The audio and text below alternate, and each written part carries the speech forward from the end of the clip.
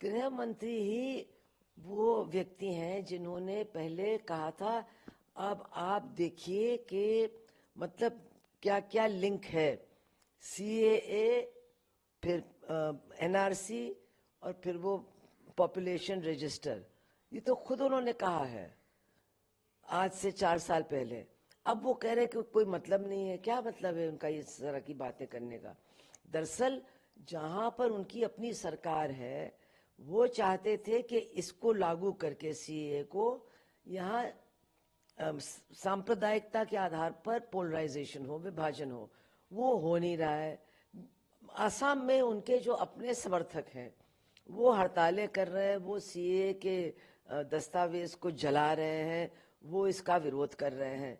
तो इन्होंने बिना सोचे समझे इसको लागू करने का काम किया है, और रोज वो अनर्गल बातें कर रहे हैं, अपनी ही बात को दूसरे दिन मतलब नकारने का काम कर रहे हैं। लेकिन एक तरफ केरल, तमिलनाडु, वेस्ट बंगाल द्वारा सीए लागू नहीं करने के सवाल पर गृह मंत्री ने कहा कि आर्टिकल 11 के कॉन्स्टिट्यूशन के आर्टिकल 11 में प्रोविजन है कि ये जो सिटीजनशिप से जुड़ा हुआ विषय है, ये पार्लियामेंट से जुड़ा हुआ है, केंद्र सेंट्रल गवर्नमेंट का विषय है, ये स्टेट का है ही नहीं। चुनाव के बाद लागू करेंगे। आप लोग बीच में पॉलिटिक्स कर रहे हैं। गृह मंत्री जी का बस चले तो राज्यों के पास कोई अधिकार बचेंगे ही नहीं। वो आधी बात करते हैं, अर्ध सत्य पर उनका विश्वास है। हाँ, ये बात सही है कि पार्लियामेंट नागरिकता के बारे में फैसले करता है। उन्होंने सीएए पारित कर दिया, लेकिन जो एनआरसी का काम है, जो पता लगाने का काम है कि कौन कहाँ से आया है, ये अभी तक जो था, ये डिस्ट्रिक्ट कलेक्टर जो थे उनको ये अधिकार था कि अगर किसी को भी नागरिकता चाहिए तो वो डिस्ट्रिक्ट कलेक्टर के पास अर्जी जमा करेंगे। अब इन्होंने जो नए रूल्स बनाए हैं, इन्होंने केंद्रीय एक कमेटी बना दी है और उनके पास सारी अर्जियां जाएंगी। अब आप सोचिए कि देश भर में जितने लोग हैं, इन सबकी अर्जियां एक केंद्र बॉडी के पास जाएंगी। किस तरह से होगा, कैसे होगा, इसके बारे में कुछ उनको बताना है नहीं, क्योंकि वो किसी के जवाब देते नहीं, बस अपनी बात कहते रहते हैं। केरला ने तो प्रस्ताव पारित कर दिया है असेंबली में कि हम इसको लागू नहीं करेंगे। अब आप जानते हैं कि सुप्रीम कोर्ट में याचिकाएं भी हैं जो चुनौती दे रही हैं सीएए को। इनकी सुनवाई शुरू हुई थी, फिर बंद हो गई।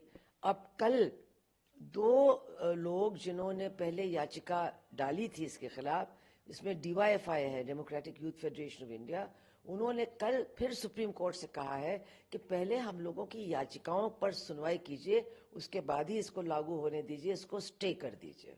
लेकिन केंद्रीय सीए का मसला है, अपोजिशन के सवाल में उन्होंने जवाब दिया है कि उनकी हिस्ट्री है, अपोजिशन को उनके पास कोई काम नहीं है, उनकी हिस्ट्री है, जो बोलते हैं वो करते नहीं। और मोदी जी और बीजेपी का हिस्ट्री ये है कि जो कहते हैं वो पत्थर की लकीर है, मोदी जी की गारंटी पूरी होती है और सीए वापस नहीं होगा।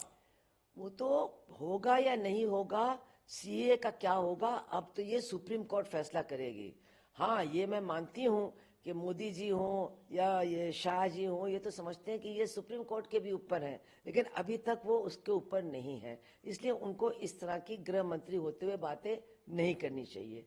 बात क्या है कि ये जो उन्होंने सीए बनाया है, जिसके बारे में बार बार कह रहे हैं कि मुसलमानों को या अल्पसंख्यकों को चिंता करने की कोई जरूरत नहीं है, लेकिन इसमें क्या है, इसमें 3 देश के लोग जो वहां परेशान हैं या किसी भी वजह से यहाँ भारत आ गए हैं, अफगानिस्तान, पाकिस्तान और बांग्लादेश, और यहाँ के हिंदू, ईसाई, सिख और बौद्ध, उन तक ये सीमित है।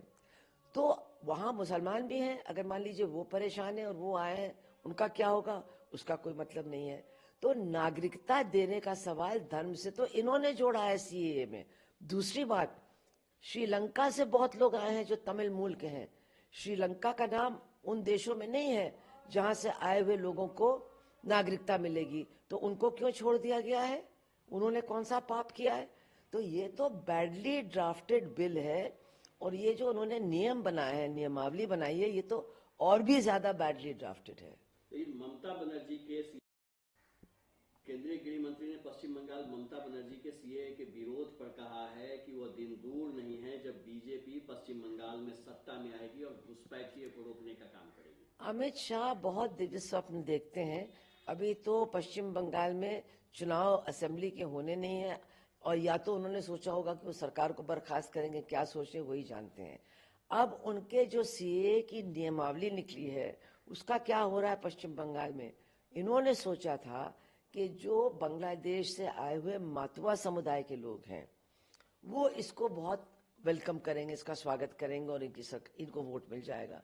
लेकिन अब उनमें भी सवाल पूछे जा रहे हैं कि जब हमको नागरिकता के तमाम अधिकार यहाँ पर हासिल हैं, हमारे पास राशन कार्ड है, वोटर आईडी, हम वोट दे रहे हैं कई सालों से, तो अब हम अपने आप को रेफ्यूजी डिक्लेयर करेंगे तो ये तो फिर हम अपने ही दर्जे को हो सकता है कमजोर कर देंगे। ये भी सवाल वहां पर उठ रहा है क्योंकि उनको सारे सुविधाएं मिल रही है नागरिकता की। और जो राजवंशी लोग हैं जो उत्तर बंगाल में हैं वो तो चाहते ही नहीं कि और किसी को वहां आने दिया जाए, वो हिंदू हो, बौद्ध हो, कोई भी हो, तो वो भी इसका विरोध कर रहे हैं।